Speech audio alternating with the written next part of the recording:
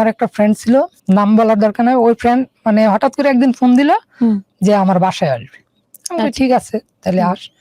পরে বলতেছে যে একটা মেয়ে নিয়ে আসবে। তো আমার বাসায় তো আমি একা, আর কেউ নাই। পাশে ছিল আমাদের এলাকারই একটা দাদা ছিল, ওরা থাকতো ওদের ফ্যামিলি নিয়ে, কিন্তু ওরা দেশে চলে গেছে, বাসায় কেউ নাই। তো আমি বলছি ঠিক আছে নিয়ে আস। পরে নিয়ে আসছে, দুইটা মেয়ে নিয়ে আসছে, মেয়ে বলতে মহিলা নিয়ে আসছে।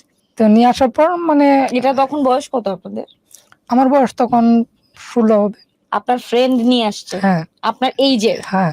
ও মাই গশ, আই ওয়াজ না টু আমার থেকে ছোট, আমার থেকে ছোট। ও মাই গড, আমি এত ব্যাকডেটেড ছিলাম কেন, এখন আমি চিন্তা করতেছি। হ্যাঁ, তখন তারপর? নিয়ে আসছে, নিয়ে আসার পরে মানে যে মহিলাটাকে নিয়ে আসছে ওই মহিলার হাজবেন্ড ছিল বিদেশে। তখন ওই মহিলাটাকে নিয়ে আসছে, নিয়ে এসে মানে ওর কাছ থেকে মানে কিছু টাকা নিছে। মহিলার কাছ থেকে টাকা হ্যাঁ নিয়েছে? হ্যাঁ, টাকা নিছে। টাকা নিয়ে আবার আমার ওই টাকাটা দিছে ওদের জন্য ফল টল কিনে আনতে। তো কিনে এনে দিলাম, দেওয়ার পরে মানে ওরা রুমে ছিল, ওদেরকে সময় দিলাম, আমি বাইরে দাঁড়ায় ছিলাম। তো দুইটা মহিলা আসছিল, একটা পাশের রুমে বসে ছিল আর একটা তোর সাথেই ছিল। তো আমার বারবার বলতেছে মানে ওই মহিলাটার সাথে আমি ফিজিক্যালি করতে, আমারও বলতেছে, ভিতর থেকে ফোন দিয়ে বলতেছে। তো আমি মানে কেমন জানি লাগতেছে যে মহিলা দেখতে কিরকম, আমি কেমন নিজের কাছে মানে খারাপ লাগতেছে। তো আমি বললাম না যে আমি এরকম কিছু করবো না। তো অনেকক্ষণ যাওয়ার পরে ওরা বের হয়েছে, বের হওয়ার সময় আমার ওই দাদার একটা ছেলে মানে বাসায় আসছে, বের হওয়ার সময় দেখে নিছি। দেখে নেওয়ার পরে আমার বাসায় সাথে সাথে আবার কল দিচ্ছে, বাসায় কল দিয়ে আমার দাদারে বলছে যে এরকম এরকম, ও এরকম এরকম করে, মেয়ে নিয়ে রুমে আসে। তো আমার ফ্যামিলি থেকে তো এমনিতেই তো টাকা পয়সার সমস্যা, আমার দাদা দিত, কিন্তু এটা হওয়ার পর মানে একবারই টোটালি বন্ধ করে দিচ্ছে। আপনাকে টাকা হ্যাঁ, টাকাটা বন্ধ করে দিচ্ছে। তখন আর কি করবো, কেউ টাকা পয়সা দেয় না, না দেওয়ার পরে বাধ্য হয়ে আমি ওই মানে কলেজ লাইফ থেকে মানে আমি সরাসরি ওইখান থেকে চলে যাই গাজীপুরে। গাজীপুরে আমার একটা ফ্রেন্ড থাকতো, ওর কাছে চলে যাই। যাওয়ার পরে ওরে বলি যে আমার একটা চাকরি বের করে দেওয়ার জন্য। এই আপনার পড়ালেখা স্টপ হলো? হ্যাঁ হ্যাঁ, স্টপ ওখানে? তো আমার একটা ফ্রেন্ডে বলি যে আমাকে একটা চাকরি দেওয়ার জন্য। তো যাওয়ার পরেই তো চাকরি পাওয়া যায় না, আর তখন তো আমার সার্টিফিকেটও নাই বা এরকম কিছু নাই, এসএসসি সার্টিফিকেট। তো কোনো চাকরি পাই না, অনেকদিন প্রায় মাসখানেক ওই ফ্রেন্ডের কাছে ছিলাম, মানে এমনিতেই খালি যাইতাম, এক চায়ের দোকানে বসে থাকতাম, বিড়ি সিগারেট খাইতাম। তো একটা মানে কোম্পানির ম্যানেজার, একটা গার্মেন্টসের ম্যানেজার দেখছে যে প্রতিদিন বসে থাকি, পরে বলতেছে যে তোমার বাসা কোথায় বা কি করো। পরে আমি বললাম আমি এমন এমন অনেকটা চাকরি খুঁজতেছি।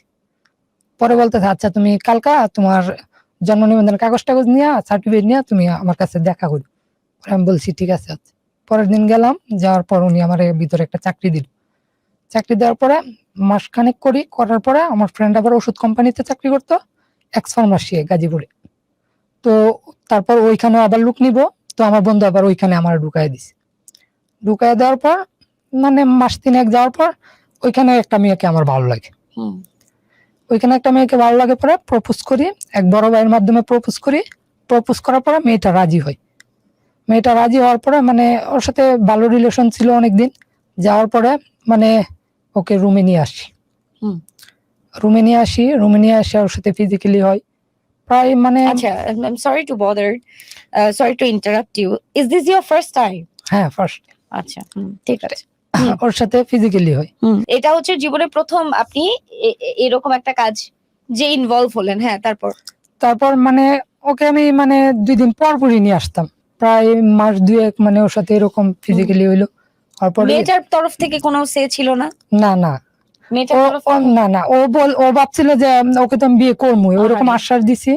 তো ও মানে এরকম ভাবে প্রথম তো ইচ্ছা, ও মানে নাম বলছিল, কিন্তু মানে আমি বলছি যে আমি তো তোমাকে বিয়ে করবো, এরকম বুঝাইছি। বুঝানোর পর আর মেয়েটা মানে রাজি ছিল। তো একবার আসার পরে আর মানে ওইরকম হয়নি।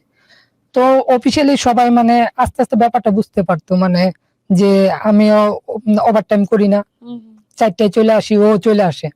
তো মানুষের চোখে কিরকম ধরা পড়ে যেত। তখন ঈদের ছুটিতে আমি বাড়ি যাবো, তো ও বলতেছে যে বাড়ি যাওয়া যাবে না। আমি বলছি না, আমার বাড়ি যাইতে হবে, তো আমি ঈদের পর দিন চলে আসবো। পরে বলতেছে আচ্ছা ঠিক আছে, তো ঈদের পর দিন কিন্তু চলে আসতে। তো বাড়িতে গেলাম, ঈদের পর দিনই চলে আসলাম ঢাকায়। ঢাকায় আসার পরে ও ফোন দিয়ে বলতেছে যে ও নাকি প্রেগনেন্ট। তো ও বলতেছে প্রেগনেন্ট, ও মানে এখন আমার কাছে চলে আসবো, ওকে বিয়ে করতে হবে। মানে ঈদের পর দিনই ও এই কথা বলতেছে। পরে আমি বললাম যে দেখো এখন তো বিয়ে করা সম্ভব না, কারণ এখন আমি কিভাবে বিয়ে করবো তোমার। পরে ও বলতেছে যে আমি এত কিছু জানি না, আমাকে বিয়ে করতে হবে, না হলে আমি কি করবো বলো। পরে আমি বললাম যে দেখো তুমি এখন বাচ্চাটা নষ্ট করো, আল্লাহ। মেয়েটাকে আমি বলতেছি, কিন্তু মেয়েটা মানতেছে না কোনোভাবে। তখন অনেক বোঝানোর পরে মেয়েটা বলছে আচ্ছা ঠিক আছে। তো মেয়েটা গেছে, দেশে ছিল, দেশে গেছে, দেশে গিয়ে যাওয়ার পর ডাক্তার কাছে গেছে। তো ডাক্তার আবার বলতেছে যে মানে ওর ফ্যামিলি কাউরে নিয়ে যাইতে হবে, নাহলে বাচ্চা নষ্ট করবেন, মেয়েটাকে বলতেছে।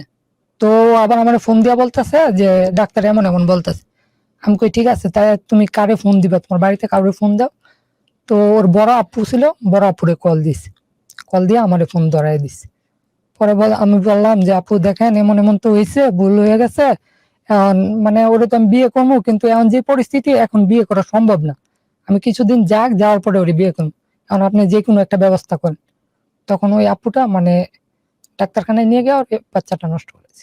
তো আবার 4-5 মাস মানে যাওয়ার পরে ওর ভাইয়া মানে এগুলা জানাজানি হওয়ার পরে ওর ভাইয়া আবার আমাকে অফিসে আসছে যে আমাকে মারধর করবে এরকম কিছু।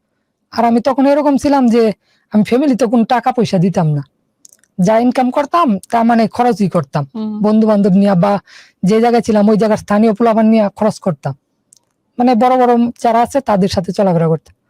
তো সবাই মানে কেউ কিছু বলার সাহস পাইতো না আমাকে। তো ওর ভাই আসছে আমাকে মারবো, তখন আমার ফ্রেন্ড সার্কেল যারা আছে ওরা আরো উল্টা ওরে মারতে গেছে। তো আমি বলি মারার দরকার নাই, যা হয়েছে হয়েছে। তখন মেয়েটার বাসায় গিয়ে মেয়েটার ফোন টোন সব নিয়ে নেই ওর ভাই, বলতেছে যে আমার সাথে কোনো যোগাযোগ করার দরকার নাই।